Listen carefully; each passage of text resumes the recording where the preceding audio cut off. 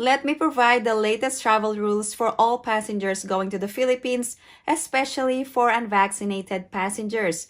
Previously, the Department of Tourism made an announcement regarding changes to indoor mask mandate. Also, e-arrival card will no longer be mandatory. However, you will still have to register upon arrival in the Philippines. There is also an announcement that antigen test will still be required for all unvaccinated passengers. The question is, will quarantine be required if you are unvaccinated? Finally, the official announcement has been made by the Philippine government regarding the no more quarantine for unvaccinated passengers.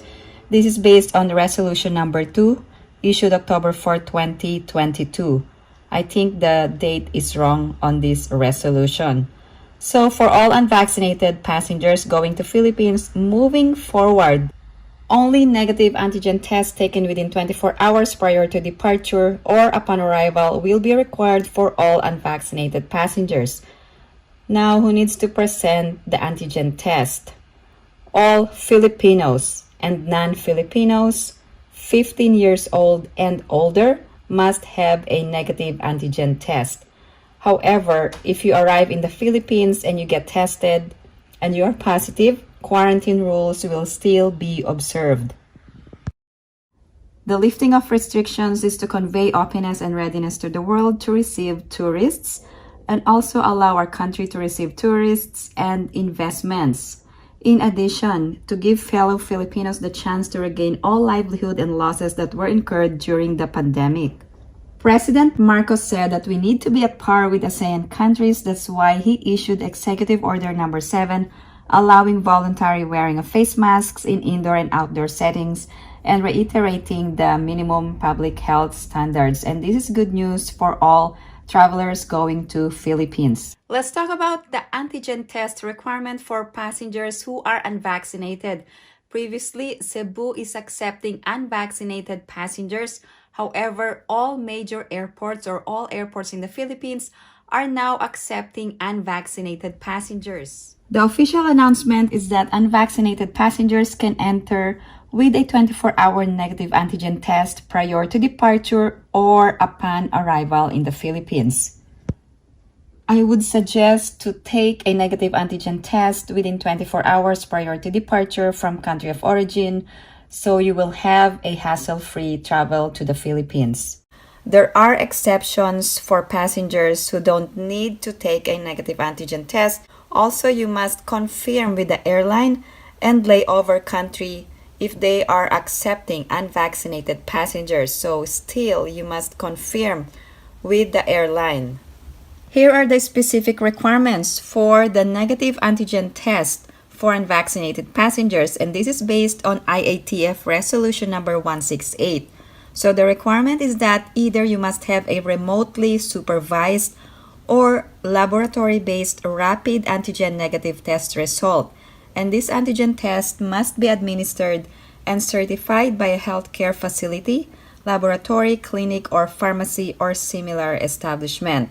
Also, the negative test must be taken within 24 hours prior to the date and time of departure from the country of origin or first port of embarkation in a continuous travel to Philippines, excluding layovers, provided that he or she has not left the airport premises or has not been admitted into another country during such layover. Here are the possible passengers who will need to present a negative antigen test. First, if you are unvaccinated. Also, if you are partially vaccinated, or if you're vaccinated but cannot be validated or verified. Also, if you have signs and symptoms of COVID, or if you're a minor and the parent or guardian is unvaccinated, partially vaccinated, or have signs or symptoms of COVID. There is a great possibility that all these passengers will need a negative antigen test. Also, if you're fully vaccinated but your last dose was administered less than 14 days from the date of your travel to the Philippines. There are more questions than answers regarding the lifting of these travel restrictions. For example, how about the booster requirement for fully vaccinated? What will be their entry requirements to the Philippines, and also for minors who are entering Philippines with fully vaccinated parents or guardians. Let's talk about the requirement of e-arrival card or registration to e-arrival card. Who needs to fill out the e-arrival card, or is it still mandatory before boarding? The e-arrival card is no longer mandatory during boarding. This means that you don't need to present the QR code before flying. However, you can do it at your own convenience or upon arrival, and it was officially announced that they reduced the questions from 20 to 10 questions only. If you are a US citizen and if you are trying to register through the e-arrival card, you might not be able to register successfully. The reason is that the country code for US, which is +1, is also the same as Canada country code showing in the e-arrival card registration. So for all of you who have issues registering, it is not mandatory to register prior to departure, but you can also register when you arrive in the Philippines. Let me show you the issue when registering through the e-arrival card. Under the personal profile section, there is a code. The country code for US is +1. However, when you try to submit it for registration, it will not allow you to submit because it is showing the values in one or more fields are invalid. So when you try to go back, the country code is showing the country code for Canada, which is also +1. So if you're a US citizen going to the Philippines, you might encounter this issue. The problem is if this has not been fixed at the time of your arrival, then you will have to ask for assistance from an airline or airport personnel when you arrive in the Philippines.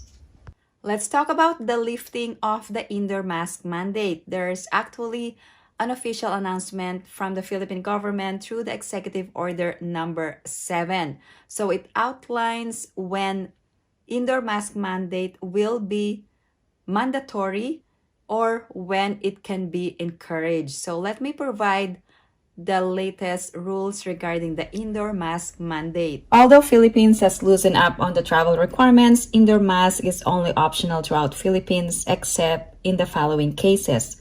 First, in public transportation by land, air, or sea, indoor mask will still be required.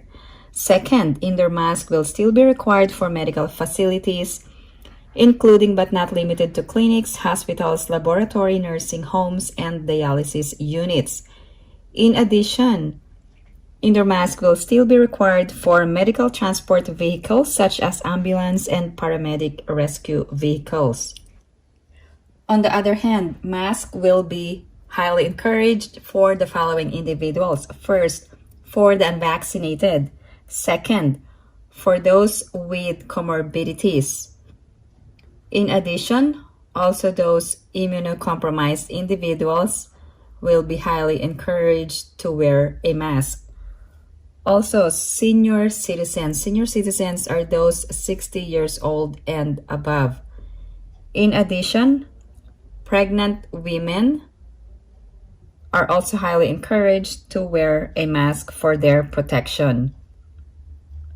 Also, for symptomatic individuals or those showing symptoms of COVID, those who have runny nose, fever, or other related symptoms. So let me know your thoughts regarding the lifting of these travel requirements. If you are unvaccinated and you are still being required to quarantine, please share in the comments section below. I would really appreciate it. If you have any other questions or comments, please post them down below and I will get back to you as soon as I can. Again, thank you guys for supporting my channel. And if you haven't liked this video, please give it a big thumbs up. And if you haven't subscribed to my channel, please subscribe and hit that notification bell. I always welcome new subscribers.